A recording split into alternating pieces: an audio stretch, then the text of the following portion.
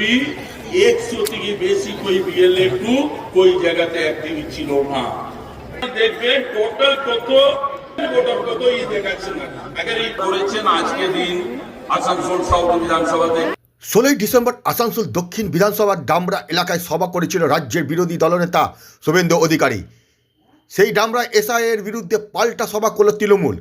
উপস্থিত ছিলেন রাজ্যের আইন ও শ্রমমন্ত্রী মলয় ঘটক, পশ্চিম বর্ধমান জেলার তৃণমূল সভাপতি নরেন্দ্রনাথ চক্রবর্তী, জেলা তৃণমূল চেয়ারম্যান তথা জামুরিয়ার তৃণমূল বিধায়ক হরেরাম সিং সহ তৃণমূলের অন্যান্য নেতৃত্ব।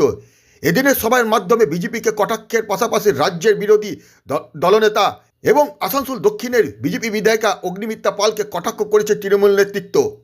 যখন এই এসআইআর লড়াই শুরু হয়েছিল তখন তিনি বলেছিলেন যে এই এসআইআর করে বাংলার মানুষকে সন্ত্রস্ত করার কোনো প্রয়োজন নেই, কিন্তু বিজেপি তাদের তো নজর অন্যদিকে। তাদের দুটো খেলা, এক এসআইআর করে ওরা ভাবছে এটা মহারাষ্ট্র, ওরা ভাবছে এটা গুজরাট, ওরা ভাবছে এটা বিহার, ওরা ভাবছে ভোট করে এসআইআর করে চমকে দিয়ে যেমন আমরা বিহারে আবার নীতিশ কুমারজিকে রেখে দিলাম। ওহো, আজ সকালে একজন ফোন করে বললো নীতিশ কুমারের নাম করা যাবে না।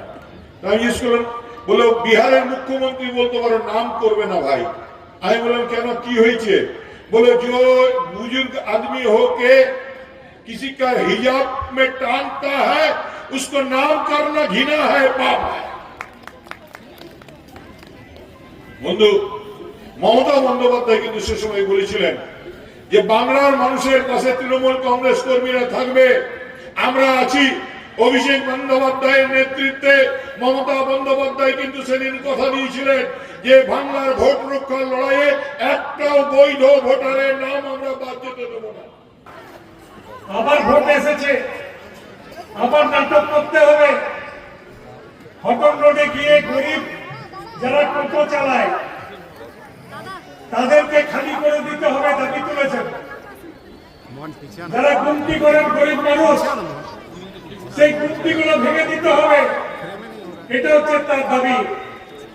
একজন বিধায়িকা কোথায় বেকার ছেলেদের চাকরির জোগাড় করবেন, কোথায় মানুষের জন্য কাজ করবেন, না তিনি গরিব মানুষের পেটে লাথি মারতে উদ্যত হয়ে গরিব মানুষের রুটি কাটতে গেছিলেন।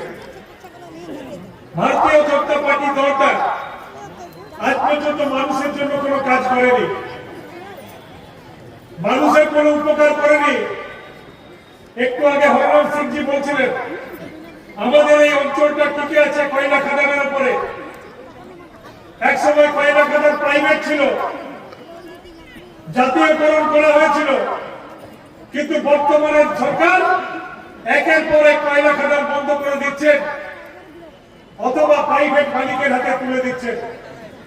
আগামী কয়েক বছর যদি বিজেপি সরকার থাকে, এই অঞ্চলের মানুষের অবস্থা কোন জায়গাতে পৌঁছাবে সেটা কিন্তু মানুষকে চিন্তা করার সময় এসেছে।